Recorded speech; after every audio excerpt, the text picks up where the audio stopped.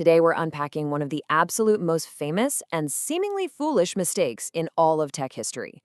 We've all heard those legendary stories of massive missed opportunities, right? But as we're going to see today, the standard version of this story, it completely misses the mark. We're going to peel back the layers and reveal a surprisingly complex leadership dilemma hiding right beneath the surface of what just looks like a terrible, terrible financial decision. $750,000. I just want you to sit with that number for a second. Ask yourself, why on earth would any CEO turn down the chance to buy Google for less than the price of a modest house in Palo Alto? I mean, it sounds absolutely absurd to literally have the future of the internet handed to you on a silver platter for basically pennies, and you just walk away? Now, most people hear that Excite turned down Google for under $1 million, and they instantly assume Excite CEO George Bell simply couldn't see the future coming. It's so easy and honestly kind of satisfying to look back and label him as foolish or blind. We all love that classic story where the established corporate suit completely misses the genius of the scrappy startup, right? But the real reason this deal fell apart, it's not the reason that gets remembered later. The truth is way more fascinating and frankly a whole lot harder to navigate. To really get this, we've got to put ourselves squarely in early 1999. Just look at the sheer contrast here. On one side, you got Excite. They're the #2 search portal in the entire US, sitting right behind Yahoo. They've got hundreds of engineers, massive real-world infrastructure, and most importantly, they're pulling in actual revenue. On the flip side, Google. At this point, Google is essentially still a Stanford research project that morphed into a startup, built by Larry Page and Sergey Brin. Get this. Page and Brin weren't even sure they wanted to run a company at all. They were pursuing their PhDs and literally told people they'd rather just sell the tech and go back to school instead of spending years grinding on a business. They were reluctant founders, basically looking for a quick exit. So, through their shared VC connections over at Kleiner Perkins, Page and Brin actually score an intro to Excite. They walk into George Bell's office and offer to sell Google outright. The initial asking price? $1 million. That's for the whole shebang, the entire company and its underlying technology. Bell's answer? A flat no. But, okay, the story doesn't stop there.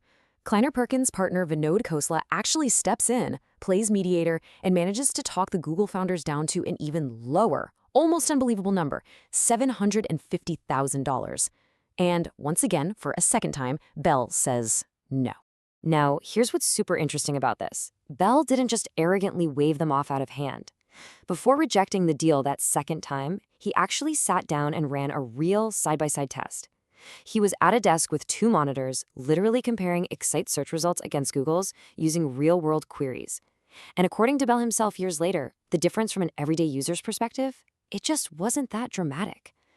You gotta remember, this is 1999. The whole vocabulary we have today to talk about search quality and algorithmic relevance, it didn't even exist yet. The web was way smaller. What looks like this massive technological canyon in hindsight was genuinely just so much harder to spot when you were sitting in that room. So that brings us to a crucial question. If the tech wasn't some obvious slam dunk to the naked eye, and the price was basically pocket change for a giant like Excite, why say no twice? Well, here is the massive pivot in our story, and it's the part the popular myth almost always leaves out entirely. According to Bell, this deal was never actually about the money. Larry Page had this absolute non-negotiable condition. He said, and I'm quoting Bell's recollection here, "If we come to work for Excite, you need to rip out all the Excite technology and replace it with Google Search." Boom. And that right there brilliantly illustrates the real issue. Bell read that demand as something way closer to a hostile takeover than a simple, friendly acquisition. I mean, Excite wasn't some tiny mom-and-pop shop.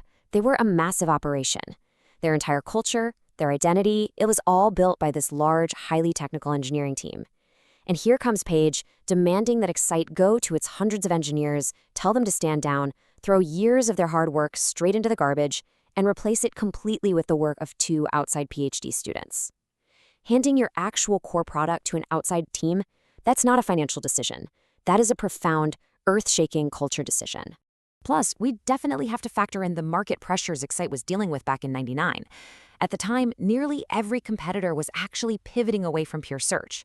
The massive trend was to turn yourself into a broader web portal, offering news, weather, email, horoscopes, the whole 9 yards, because that was the exact business model Wall Street was throwing money at. So Excite's leadership is looking at this Google offer through that specific lens. Wall Street doesn't even care about pure search right now. Why on earth would we alienate our entire engineering floor just to swap out our search engine for a slightly different one? So, I really want you to put yourself in George Bell's shoes for just a second. You are staring down this incredible friction. Do you protect your team's ownership of their own work? I mean, that's a very real, tangible value that keeps your company humming every single day. Or do you bet your entire company's infrastructure on this completely unproven outside technology directed by two young guys who aren't even sure they want to stay in the business world? What's your call? Protect the team or bet the company? Ultimately, Bell made the call that protected the people who were already in the room. The deal died right then and there. Not over valuation, not because he was totally blind to Google's quality. It died entirely over who would own the technology and who would run it going forward.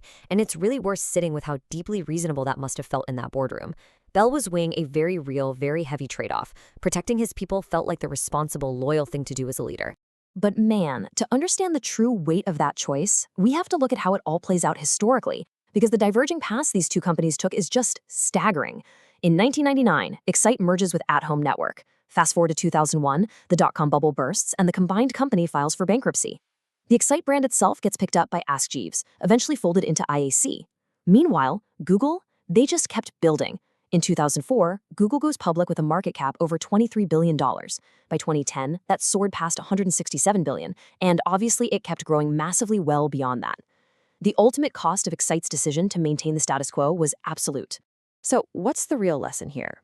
It's so much sharper than just, oh, a CEO couldn't see the future. He took the meeting twice. He ran the tests. The real takeaway is that protecting your team from a takeover is a genuinely legitimate instinct. It's not some obviously wrong, villainous move. But that is exactly what makes it so incredibly dangerous to rely on without questioning it. A decision that feels like deep loyalty to your people can look absolutely identical to a decision where you are just avoiding a hard, disruptive bet on the future. Excite didn't lose to Google on price. They lost on a condition that felt like protecting its people, but turned out to be protecting the wrong thing entirely.